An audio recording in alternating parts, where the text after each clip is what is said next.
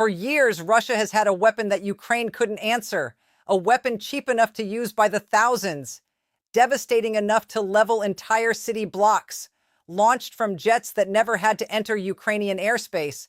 And for years, there was nothing Ukraine could do about it. Nothing. While Russian glide bombs rained down on Kharkiv, on Zaporizhzhia, on the frontline cities and towns that have become synonymous with this war's brutality, Ukraine had no domestic equivalent, no homegrown precision aerial bomb, not a single one. That is not a small gap. That is a strategic canyon, and Russia has been driving through it every single day until now. On May 18, 2026, Ukraine's Defense Minister Mikhailo Fedorov stepped in front of a camera and announced something that nobody, not even Ukraine's closest allies, fully expected to hear this soon. Ukraine had built its own guided aerial bomb from scratch, designed, tested, and declared combat ready. Built by Ukrainian engineers for Ukrainian pilots to solve a Ukrainian problem, he called it a game changer. And when you understand exactly what this weapon is, what it costs, where it came from, and what it does to Russia's strategic calculus, you will understand why that word is not an exaggeration. The weapon has a name. In Ukrainian, it is the Vyrivnyuvak. In English, that translates directly to the Equalizer. And as we are about to show you, that name was chosen with absolute precision, because this weapon was built for one purpose and one purpose only: to make Russia feel exactly what Ukraine has been feeling for years. If you are not yet subscribed to States News, now is the time. Hit that subscribe button and enable notifications, because what we are covering today is the beginning of something that is going to reshape the battlefield in ways we will be tracking for months. And you do not want to miss a single update. Stay with us, because the details of what Ukraine just built are going to genuinely surprise you. Let's start at the beginning, because you cannot understand why the Equalizer matters without first understanding the scale of what Ukraine has been up against. The numbers here are not abstract. They are not background statistics. They are the reason this weapon was built, and they are staggering. In March 2026, Russia set a new record. According to Ukrainian Air Force data cited by Defense Express, Russian forces launched 7,987 guided aerial munitions against Ukrainian territory in a single month. That is 257 glide bombs every single day. Every single day. And before you assume that March was an outlier, understand this. The previous record had been set just 1 month earlier in February. Russia broke its own record in consecutive months. And before that, in all of 2024, Russia dropped approximately 40,000 glide bombs on Ukraine, averaging 109 per day. Then in the first 11 months of 2025, that figure climbed to 44,000, or roughly 130 per day. Russia is not slowing down. Russia is accelerating. And then there is the longer view. Ukraine's Air Force has confirmed that since Russia began deploying these weapons at scale in 2023, over 51,000 guided bombs have been dropped on Ukrainian territory. That number does not include the thousands launched in the final months of 2025 or the record-breaking pace of early 2026. We are talking about a sustained, industrialized aerial campaign that has no precedent in modern warfare for this type of weapon used at this volume.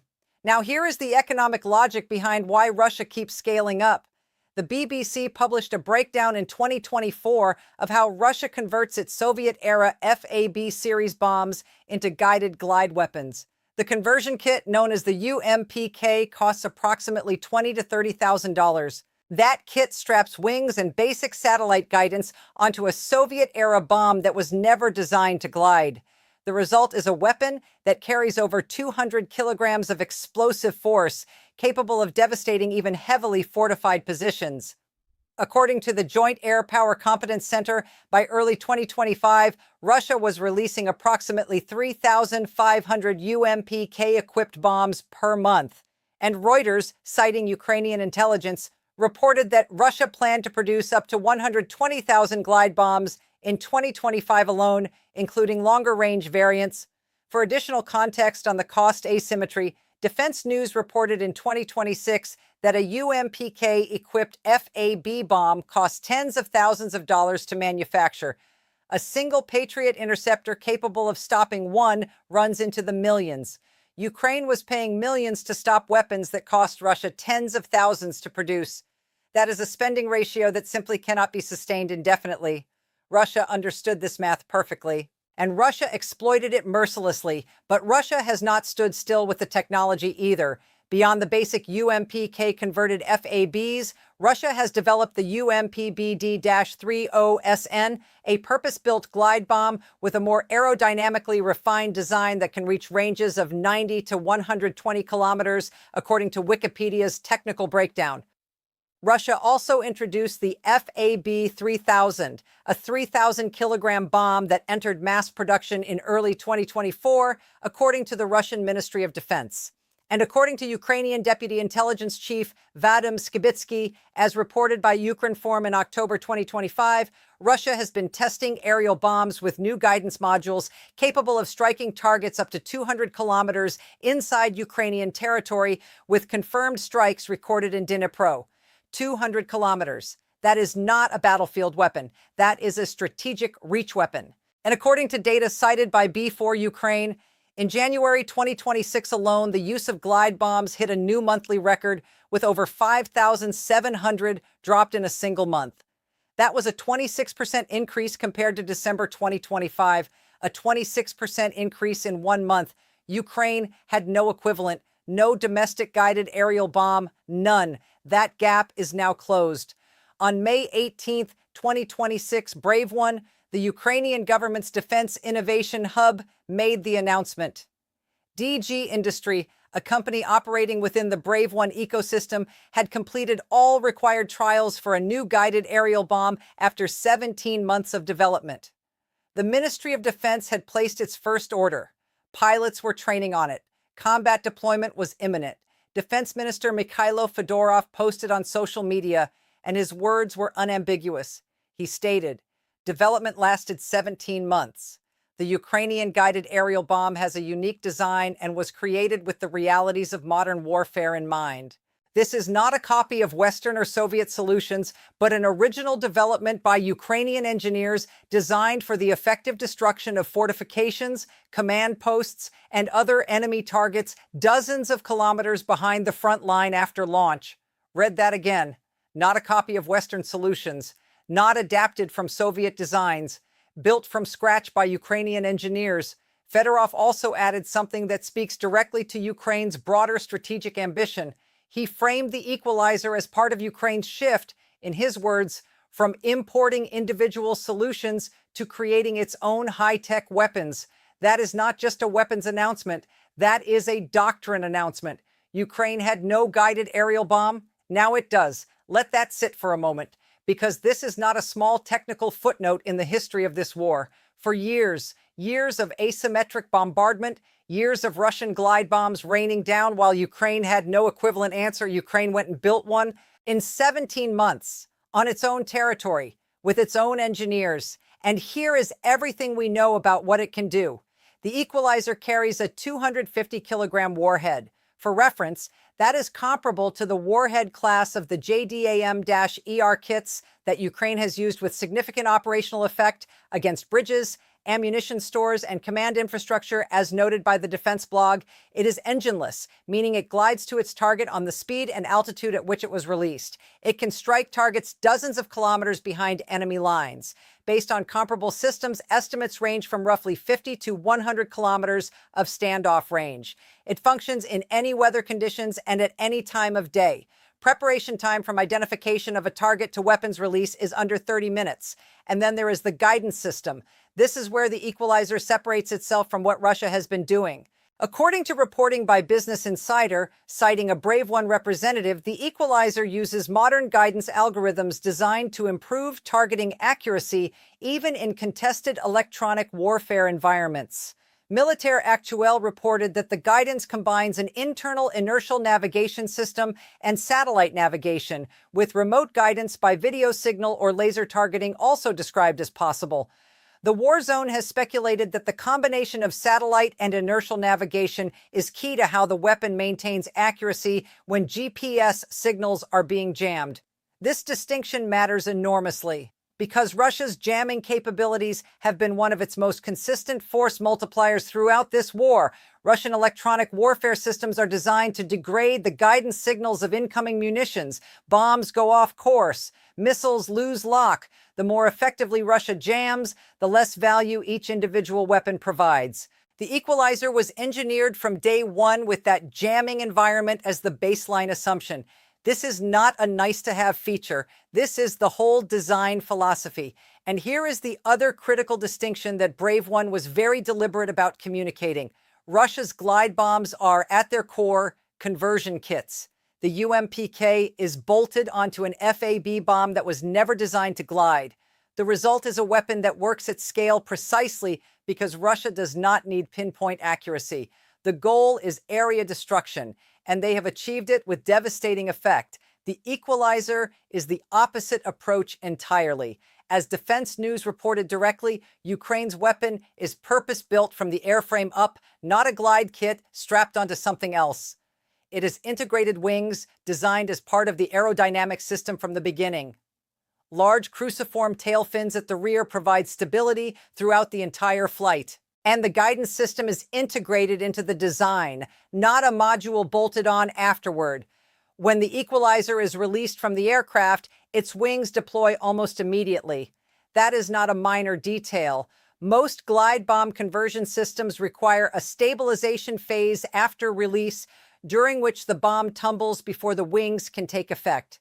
The faster the wings are generating lift, the more of the total flight path is spent actually gliding, which maximizes range from the moment of release. Ukraine built this in from the start. Now let us talk about cost, because this is where the story becomes extraordinary. Earlier in May 2026, the United States State Department approved the sale to Ukraine of 1,532 JDAM-ER kits worth $373.6 million. As reported by Defense Express, the average unit cost, including all components, fuses, and associated services, works out to approximately $243,864 per JDAM-ER kit. The Equalizer costs approximately one-third of that. One-third. At that ratio, a single Equalizer runs Ukraine roughly $81,300. For the price of one JDAM-ER, Ukraine can build 3 Equalizers. 3. And these are weapons Ukraine builds itself on its own territory, with its own supply chain, with zero foreign approval required to use them. This is the moment to talk about something that goes to the heart of why domestic production is not just operationally valuable for Ukraine. It is strategically essential because the record of the past year tells a very uncomfortable story about what happens when a country at war depends entirely on the goodwill of others for its weapons supply. In March 2025, following a public confrontation between former U.S. President Donald Trump and Ukrainian President Volodymyr Zelensky, the United States ordered a complete pause on all military aid to Ukraine. The pause ended relatively quickly, but it happened. The tap was turned off. Ukraine had to plan around the reality that the tap could be turned off again. In July 2025, the BBC reported that the White House had again cut off certain weapons deliveries to Ukraine. Then, on May 2, 2026, the Kyiv Independent reported that the United States was delaying arms shipments, with the likely cause being the demands that American military operations in Iran had placed on U.S. stockpiles. And beyond pauses and delays, there is what we might call the permission problem. Back in August 2025, the Wall Street Journal reported that the U.S. had quietly created a new multi-layered approval process governing how Ukraine could use its American-supplied ATACMS missiles. Every use had to work through multiple sign-offs, with final authority sitting with the Secretary of Defense. That creates delays. It limits Ukraine's ability to strike immediately when an opportunity presents itself. A time-sensitive target that needs to be hit in the next 30 minutes cannot wait for a phone call to Washington. The Equalizer eliminates every single one of these problems in one stroke. Ukraine built it. Ukraine owns it. Ukraine decides how it is used, when it is used, and what it is aimed at. There is no phone call to make. There is no approval chain to navigate. There is no risk of the supply being paused or delayed based on political dynamics in a foreign capital. A target appears, an Equalizer is loaded. In under 30 minutes, the jet is airborne and the bomb is away. That autonomy is worth more than the unit cost comparison alone captures. If you have been following this story and you want to stay ahead of every development as Ukraine continues to reshape this conflict, make sure you are subscribed to States News. We publish the full picture on every major development with the context and analysis that the headline alone cannot give you. Click subscribe, turn on notifications, and let's keep going. Now let's talk about which jets will be delivering the Equalizer into combat, because this reveals something important about how comprehensively Ukraine designed this weapon. The video released by Brave One alongside the announcement showed the Equalizer being released from a Su-24 Fencer. This is a Soviet-era attack aircraft that has been one of the workhorses of Ukraine's Air Force throughout this war. The fact that Ukraine tested and certified the Equalizer on the Su-24 tells you that the design process started with Ukraine's existing fleet in mind, not hypothetical future platforms. The aircraft Ukraine actually has right now.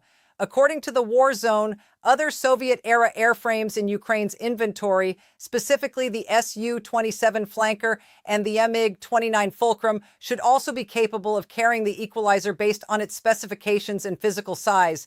These are aircraft that have already been certified to carry Western-supplied guided munitions, including JDAM kits, small-diameter bombs, and the French AASM-250 hammer bomb. Adding the Equalizer to that compatibility list is not a complex integration challenge. The groundwork has already been laid, and the Su-25 Frogfoot, Ukraine's close air support platform, has previously delivered hammer bombs in combat.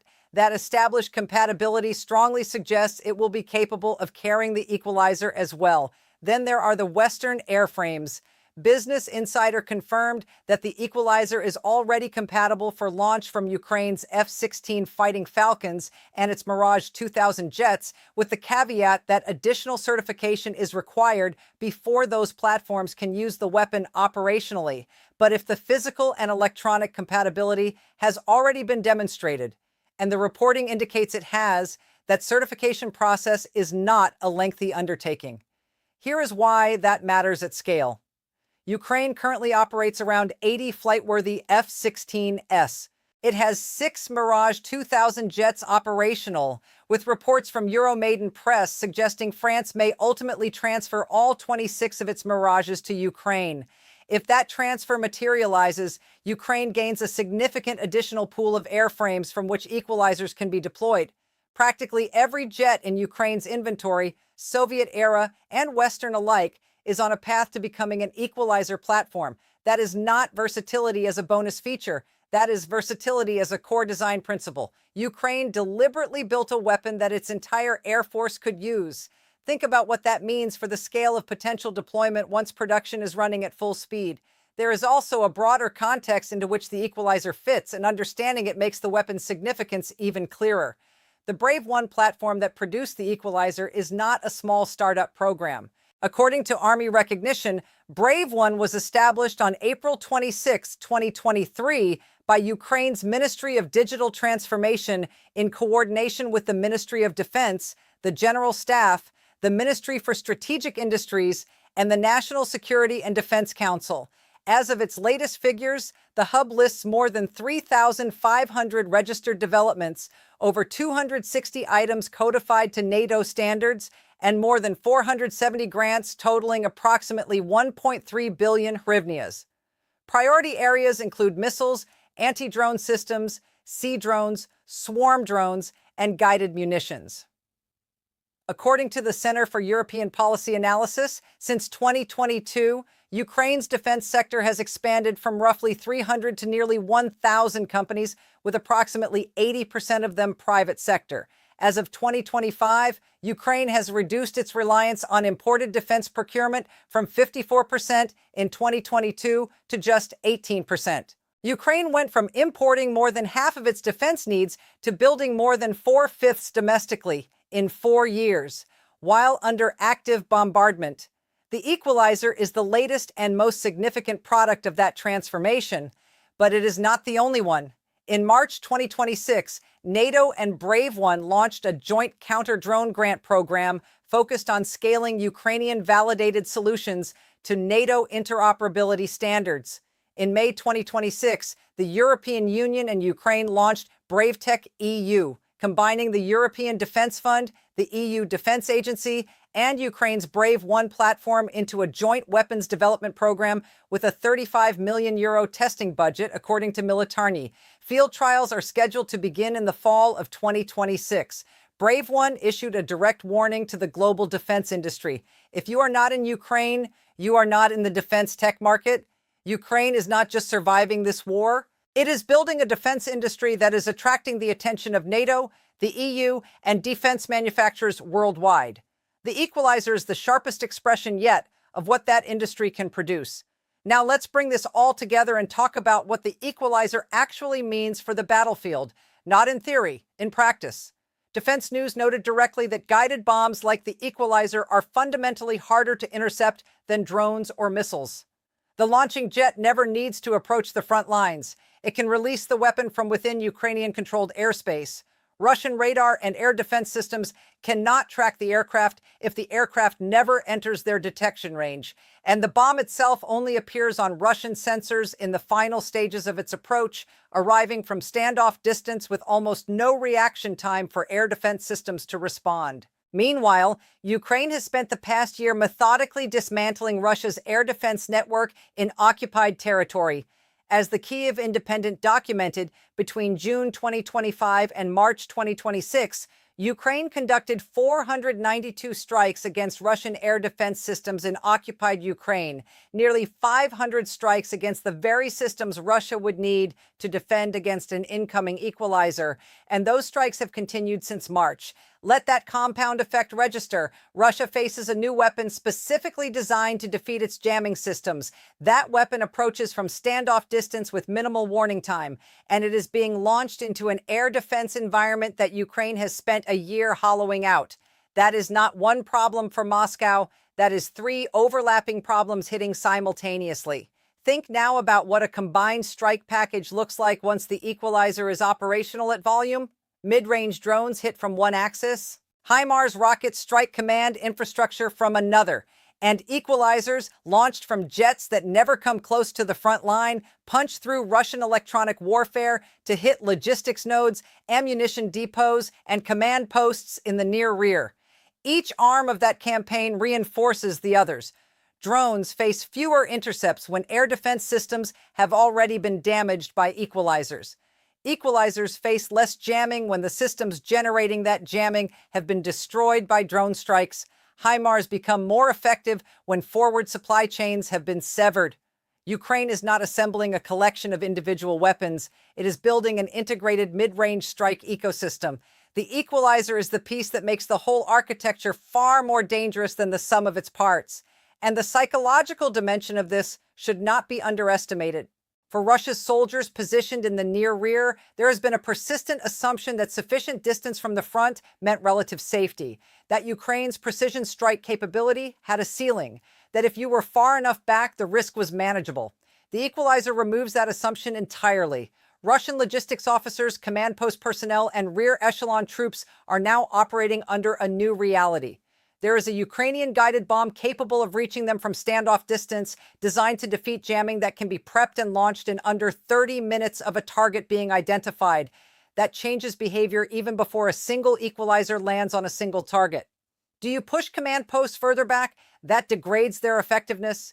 Do you disperse logistics nodes? That complicates supply. Do you divert air defense assets to protect the rear? That weakens coverage at the front. Every one of those adaptations costs Russia something. And every adaptation Russia is forced to make is a concession that Ukraine's strategy is working. There are, in the interest of honesty, things we do not yet know. And a credible analysis requires saying so plainly. We do not know whether a powered variant of the Equalizer is in development, adding a rocket booster or small engine, as the French AASM-250 Hammer does, would theoretically extend the range further, but it would also increase the weapon's thermal and acoustic signature, making it easier for Russian sensors to detect. Ukraine may have calculated that keeping the Equalizer as a pure glide weapon maximizes its stealth profile and keeps costs low. A powered variant may be in development. Ukraine is not saying. There is also an unresolved question about a weapon that appeared in footage back in September 2024. That footage showed an unidentified guided bomb mounted under the wing of a Ukrainian Su-24 during what was described as flight tests. The Equalizer's official development timeline places its start in December 2024. The war zone has reported reaching out for comment on whether the two weapons are related. No answer has been given. It is possible the earlier weapon was a prototype that fed into the Equalizer's development. It is also possible it was a separate program entirely. Ukraine, understandably, is not volunteering information about the lineage of a weapon it is preparing to use in combat. And the biggest open question of all remains production volume. Euromaidan Press stated it plainly. How much the Equalizer changes the battlefield math depends entirely on how many Ukraine can produce each month. Russia is launching over 250 glide bombs per day. Ukraine is not going to match that overnight. The question is whether Ukraine can build Equalizers consistently at scale on Ukrainian territory in numbers sufficient to create meaningful parity in a specific operational context, the mid-range precision strike role, even if not in raw volume. Let's put the entire picture together now. Russia has been dropping thousands of glide bombs on Ukraine every single month, executing an industrialized aerial campaign that has devastated frontline positions, civilian infrastructure, and entire city blocks. For years, Ukraine had no domestic equivalent, no homegrown guided aerial bomb, not one. That asymmetry was one of Russia's most significant and consistent advantages in this war. In 17 months, working through the Brave One innovation platform, a company called DG Industry built an answer from the ground up, not copied from the West, not adapted from Soviet stockpiles, designed from scratch by Ukrainian engineers for Ukrainian pilots to solve a Ukrainian problem.